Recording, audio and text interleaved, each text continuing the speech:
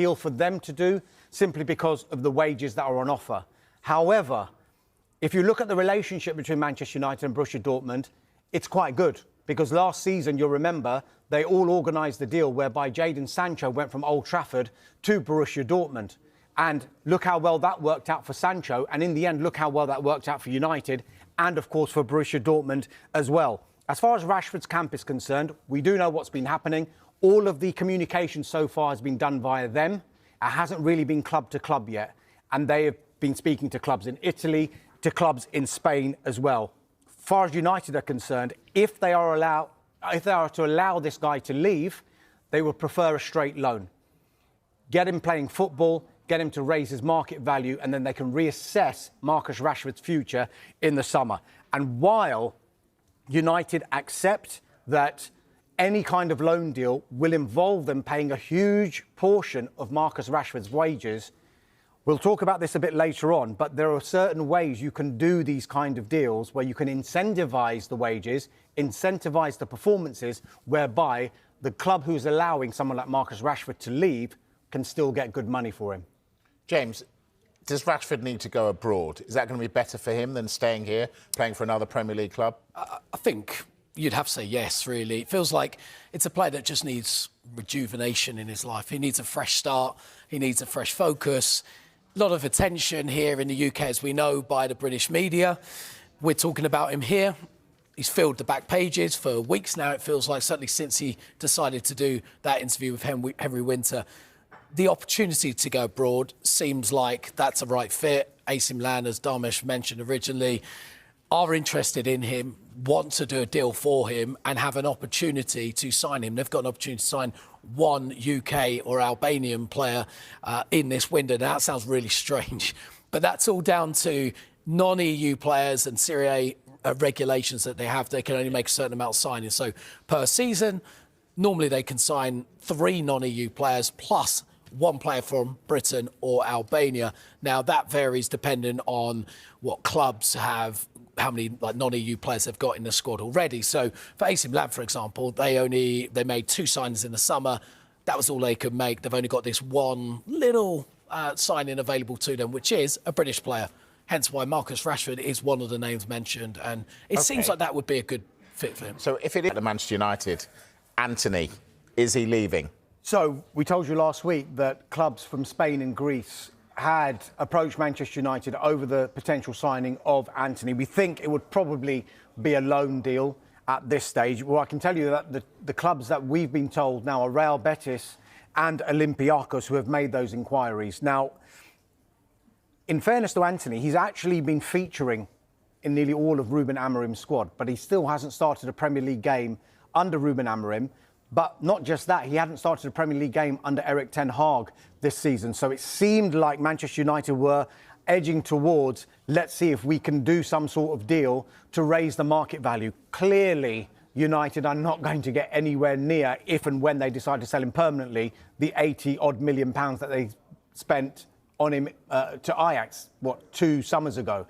That simply isn't going to happen. But it's clear now that they will consider offers for Antony. As I said, the most likely idea would be a loan. And it's interesting because Real Betis have recently sold one of their wingers, Hassan Diao, to Como, which is why there might be a space and Antony could be the one to fill it. We've been saying quite a bit that Tottenham and Manchester United are looking for a striker. Are they in danger, James, of both missing out?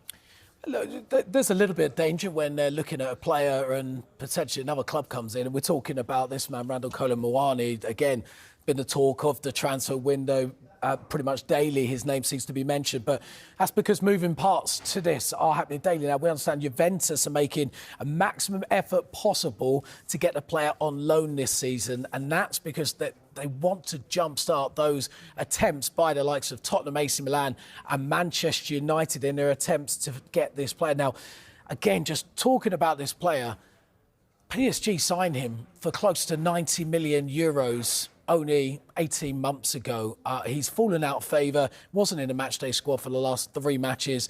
They're resigned to letting him go, whether this window or the summer. But it seems like the race is hotting up for his signature. Tottenham are not out of this race yet at all. They are interested in the player, and a forward is their priority this window, but competition is hotting up for him. OK, that's Spurs. Developments involving Marcus Rashford. AC Milan are expected to formally approach Manchester United over the signing of the forward. So far, Flex, it has all just been hearsay, really, and an interest, but now we're hearing there might be a formal approach. When you look at all the options that we've heard in terms of interest, a bit from Italy, Como potentially interested, Dortmund have shown interest, West Ham in the Premier League. When you look at all those options, is this starting to look the likeliest and best fit for everyone? Yeah, I think so. In my opinion, when I've started to look at some of the clubs that have been involved in potentially signing Marcus Rashford on loan in this window, AC Milan was the one that stood out to me as a fan and sort of looking at it from an economical perspective as well. Of course, there are a lot of clubs who can't afford to take Marcus Rashford, which was always going to limit the amount of options he was going to have during this window. And Manchester United were always going to have to look at just how much they would probably have to subsidise in his wages, at least until the end of the season, with Marcus Rashford on a reported £300 a week, £300,000 a week, a little bit more than 300 quid a week. Was making a fortune. But the way he's been playing, you know, but £300,000 a week, yes. There's not many clubs who can subsidise that, and Manchester United would have to fork out probably at least, as a minimum, half of that. And AC Milan, I think, are one of the teams, I mean, Kev can enlighten us more, who probably could. I know that Alvaro Morata is their top earner around £160,000 a week or euros a week. So that would probably work out for them. And in terms of the stature of the club and the project, I saw some quotes from Zlatan Ibrahimovic saying, you know, we don't need to convince players to come here. Everybody wants to come to Milan, but obviously he's got his role there. But they are a huge club. And, you know, you look at Tomori there, you look at Ruben Loftus-Cheek there, Tammy Abraham's there, some English lads there that Rashford could, you know, get acquainted with and get his feet under the carpet. And some really good players there. So I think that could work for Rashford. I'm glad you mentioned those English players, so that brings me neatly onto my next question. Just explain to us the EU rules concerning non-EU players and how they affect Italian sides in particular. So this is to do with the FIGC, which is basically the Italian league authority, and this is good old Brexit affecting things because obviously English players are no longer EU players, so they now come under that category. They've already got Strahina Pavlovic, who they brought in, Emerson Royale, who they brought in. They've taken up 2 non-EU slots.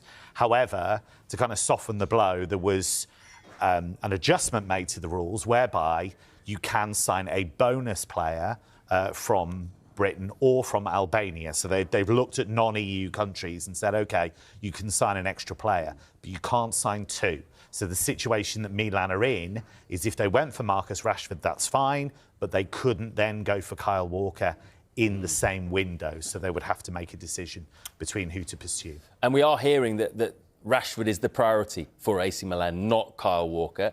So speaking of Walker, how does that affect his future? Where Antony, Flex, we are hearing that Real, Betis and Olympiacos now have made inquiries. If Manchester United can make a sell, is this one they'd want to make fairly quickly because he's a player that they can get a decent fee for, and then that, of course, gives them more options in terms of bringing people in for Amorim? Yeah, I think ideally that would absolutely be a good solution for Manchester United and Antony, as that move just, to put it quite frankly, just really hasn't worked. He has no confidence at the moment. He's not getting any game time from Ruben Amorim. And even being brought in by Erik ten Hag, and Erik ten Hag stuck by him for a very long time. He ended up losing his place even under Erik ten Hag, so he's had a really, really tough time at Manchester United. And again, we keep finding Manchester United in positions whereby they have players on huge sums of money. Antony reportedly on, you know, in excess of £200,000 a week.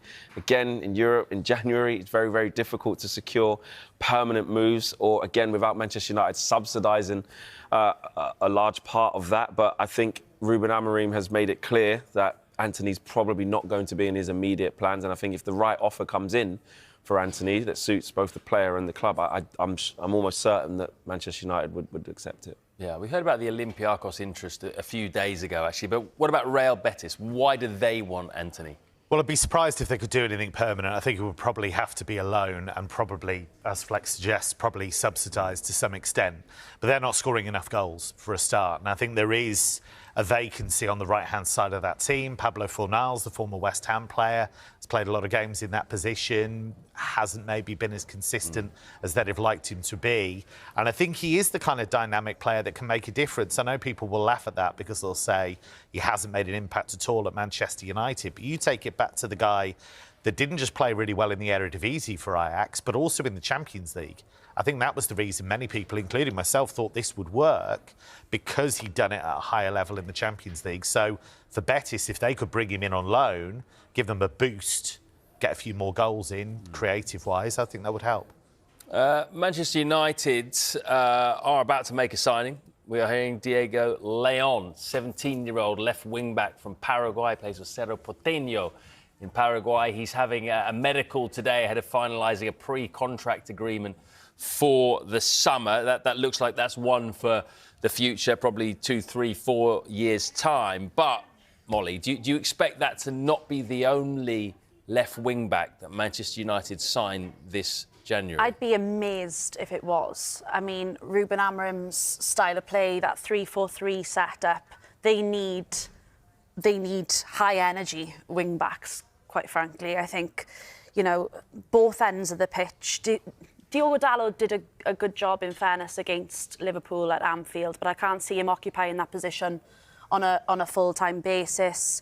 Ahmad will return to right wing back on a longer-term basis as well. So I think creativity on the left is badly needed, and that's not going to be satisfied for Ruben Amorim in just one player. Yeah, there's possible interest in Nuno Mendes from PSG as well. So anything happens there, we will. How about Randall Kolo Muani? It's a name that's popped up a few times already in this window. We're hearing Manchester United and Spurs have shown interest, but Juventus seems to be quite confident about getting over the line. Are they in pole position?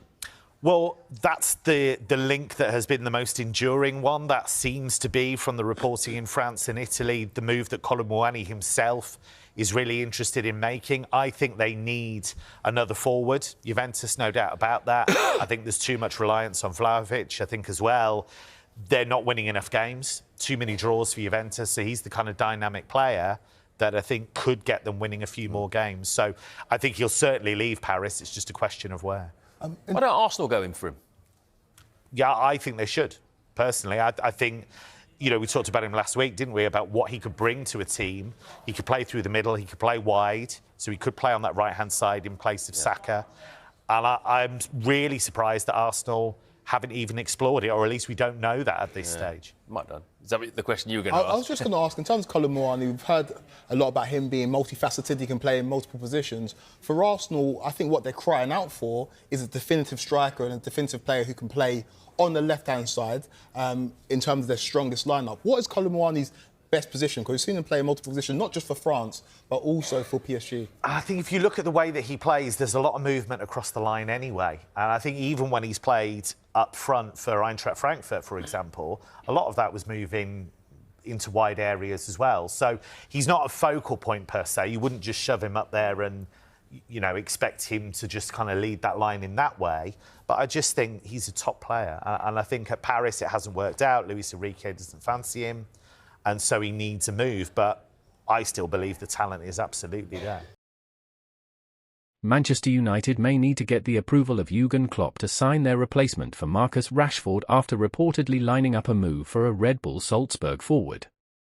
Klopp, who spent nearly 9 years in charge of Liverpool before leaving in June 2024, began his role as Red Bull's head of global soccer in September. The German oversees the Austrian energy drink manufacturer's football portfolio across the world, which stretches from RB Leipzig in the Bundesliga to Bragantino in Brazil. That includes looking after affairs in Salzburg, with the Austrian side boasting one of the best scouting systems in Europe after unearthing gems such as Erling Haaland and Naby Keita in the past. And it seems the 56-year-old could have some say in United's 2nd January transfer after the Red Devils registered their interest in signing Nene Dorgeles. The Malian winger has scored 11 goals in 57 appearances for Salzburg since making his debut in 2019, including in 14 games this term.